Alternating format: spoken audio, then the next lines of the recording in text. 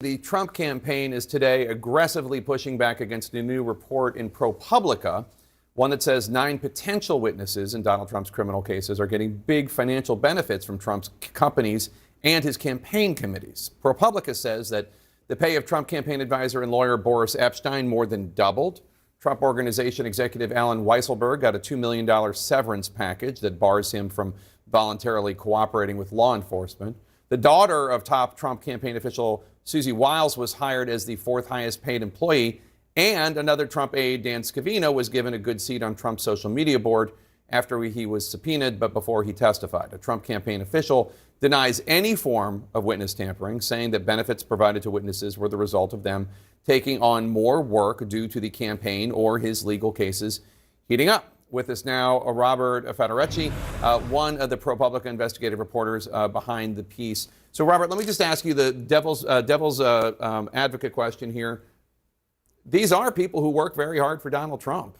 I mean, Boris Epshteyn, Susie Wiles, is it not possible that they were paid this because they're working hard and not to influence their testimony?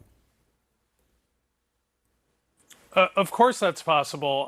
This circumstance that we're looking at is not unique. Oftentimes, the boss of a company is under criminal investigation and the witnesses are his employees. What we learn from talking to experts is that what's supposed to happen when there's any changes to their employment status in these circumstances is that the decision be made by, ideally by some sort of independent board, that this happened in the normal course of business.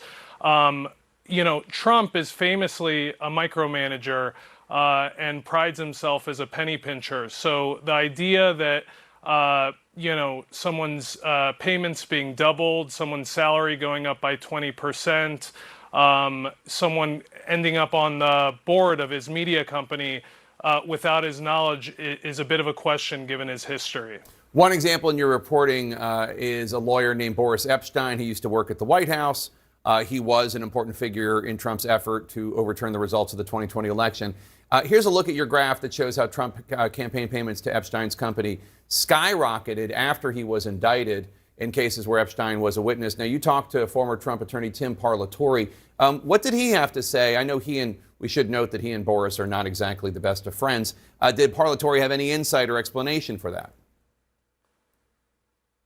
Sure. I mean, what he said was that he didn't think that he was qualified for this position and that he was puzzled by this dramatic increase in payments. Other people we talked to said something similar. What the campaign said is that, his responsibilities simply increased. But when we sort of delved into that claim and asked, did the number of hours he's working increase? What they said was that, everyone's already working 24/7, and they were not really able to provide any detail. Secondly, we see that he is still doing work for other campaigns. He's taken on a new position completely outside of politics. So his attention is divided.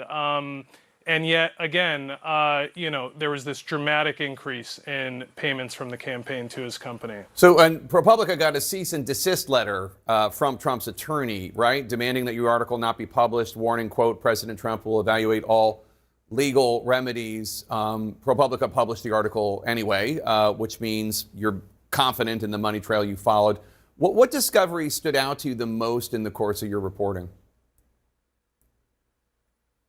Well, first of all, on the letter, of course, we take that kind of thing seriously. We actually received it while we were on the phone with the Trump campaign, vetting each and every fact that we plan to put in our story. We're very careful about that kind of thing.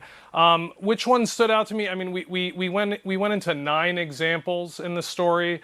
What stood out to me was sometimes the timing of the events and the benefits. So in one example, a witness in one of former President Trump's cases between the time he got a subpoena to testify before the grand jury and when he actually did testify before the grand jury, he got a position on the board of Trump's media company. His affiliation with that company has been quite lucrative. He got a promissory note for $4 million promissory note that converted into shares of the company. He got a very large retention bonus. So his affiliation with that company has dramatically changed his fortunes. And again, it occurred between the time he got the subpoena and when he actually testified before the grand jury. So a Trump campaign spokesperson, you were talking about how you found it tough to imagine Donald Trump not being aware of raises and such, but a Trump campaign spokesperson, as you know, has said that Trump's not involved in determining how much campaign staffers are paid. What do you make of that? Well, you know, I look at his history. There's been testimony in the latest trial, his own writings. He has described himself as someone who's in the weeds with the finances of the organizations he sits atop of. So we have not independently established that he was involved in any of these decisions. But if you look at his history, he is someone who is a micromanager and is deeply involved in the finances of his organizations. All right, thanks. Thank you so much, Robert Federacci. Really appreciate your time today.